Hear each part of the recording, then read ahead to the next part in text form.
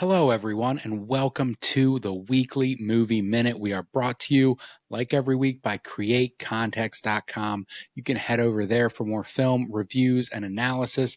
My name is Joe, and this week we are talking about the newest Marvel movie, Captain America Brave New World. Brave New World is an apt title for the 35th entry in the MCU franchise. This movie stars Anthony Mackie as the titular Captain America after receiving the famous shield from the original Cap, Steve Rogers, in that MCU Disney Plus television show that was out a few years ago.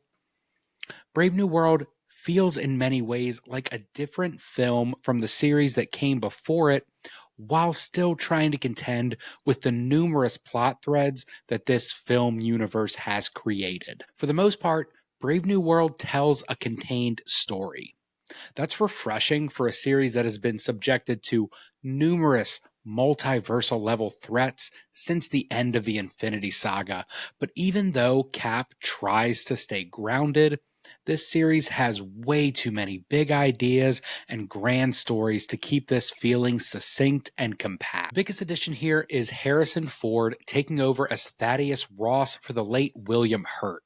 Ford does a fine job with the role, providing his signature, always kind of slightly annoyed tone and bringing that into the MCU.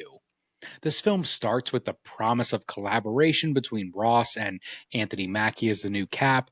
It's an alliance, though, that is quickly abandoned the minute trouble starts brewing.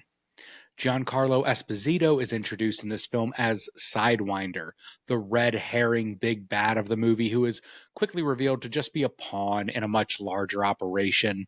An assassination attempt on President Harrison Ford at the beginning of the movie sets off all the major plot points and the narrative going forward.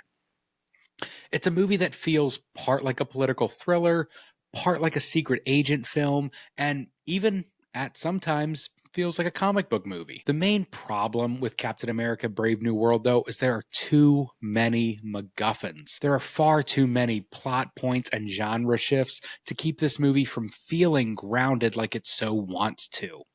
It's interesting that the MCU is deciding now, 4 years after the Eternals, to finally acknowledge that movie's giant ending, but Brave New World also tries to connect previous films in both the Hulk and the Captain America series, which includes 3 films and a TV show. This means there's a lot riding on Cap's shoulders, and this isn't just a problem for this movie, but for the MCU in general. It's becoming increasingly harder to make a fun, contained story around one hero when every flick has to lead to something bigger and bolder. Brave New World tries to keep the story grounded. There is no cosmic level threat for Cap to fight. There's no preordained hero team up waiting in the wings, but even with a realistic and interesting mystery to uncover, the film has to make these several long expositionary sojourns to B plots from one of the 34 flicks that came before. It's impossible to keep up with. At its best, Captain America Brave New World plays like a standard government agent thriller. Think Mission Impossible or Jack Ryan. These parts of the movie work pretty well, but the actual mystery doesn't get enough time to breathe. Instead of watching our characters search for clues or track down leads, most of the story is just told through boring exposition dumps that happen in between fight sequences.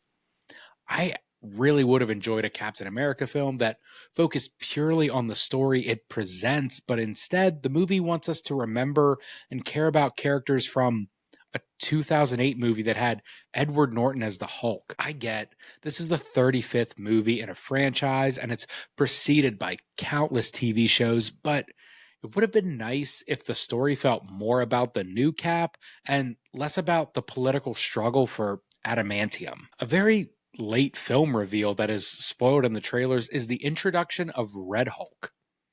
Here we get the connective tissue not just to the Captain America film series, but that one Hulk movie from 20 years ago that everyone's kind of forgot.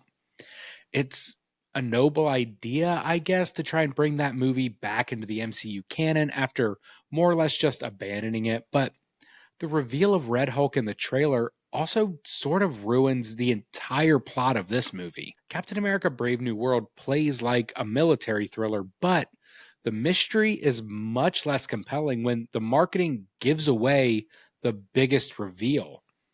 It's one of the more bizarre marketing choices I've seen in quite some time. Most films, I feel, benefit from hiding their reveals, like most people I think would agree, but this one is such a huge moment that could have been an incredible needle drop for theater audiences. But instead, Disney showed their hand so early in marketing that it feels like there was no consideration for this one movie itself. Once you know that Harrison Ford as the president will eventually turn into Red Hulk, there is nothing compelling about the mystery that Captain America is chasing down.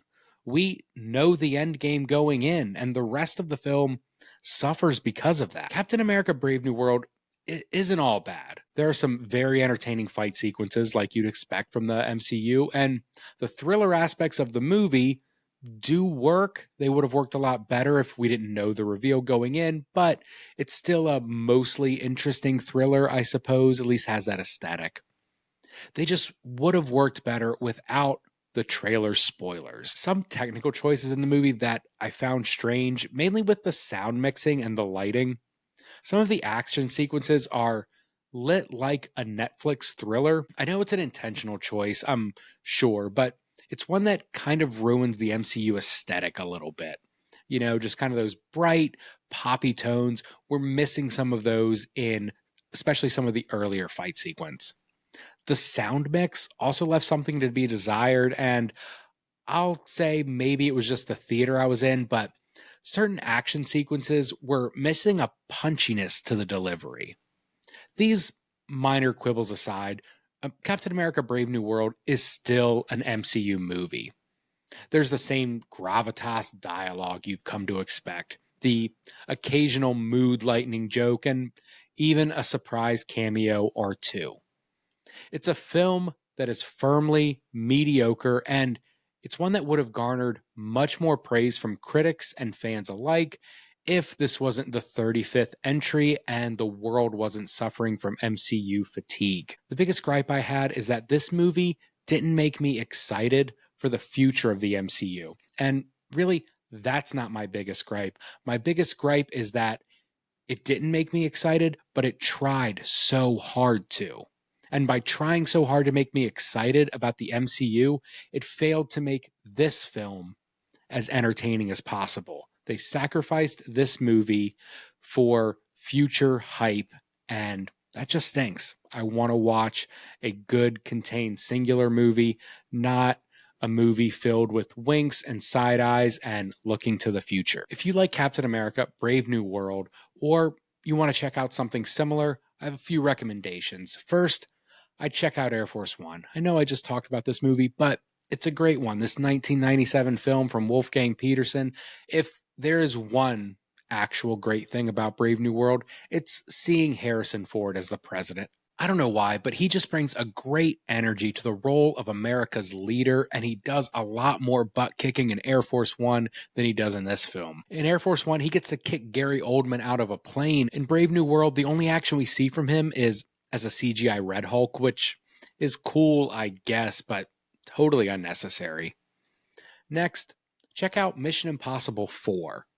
Mission Impossible 3 is the film in the Mission Impossible franchise that I think is probably remembered the best. That's the one that was directed by J.J. Abrams and had Philip Seymour Hoffman as the big bad, but 4 is the one that most closely resembles Brave New World. In Mission Impossible 4, it's actually titled Mission Impossible Ghost Protocol. Ethan Hunt, obviously played by Tom Cruise, and the IMF are implicated in this major terrorist attack, and their team is disbanded. Hunt, along with his fellow agents, have to go on to clear their name through the typical globe-trotting action mystery that is now standard fodder for the franchise. It's not the best in the series for sure, but all of those movies are pretty good, and each one is fun to rewatch on their own. Lastly, check out Kathryn Bigelow's Zero Dark 30 from 2012.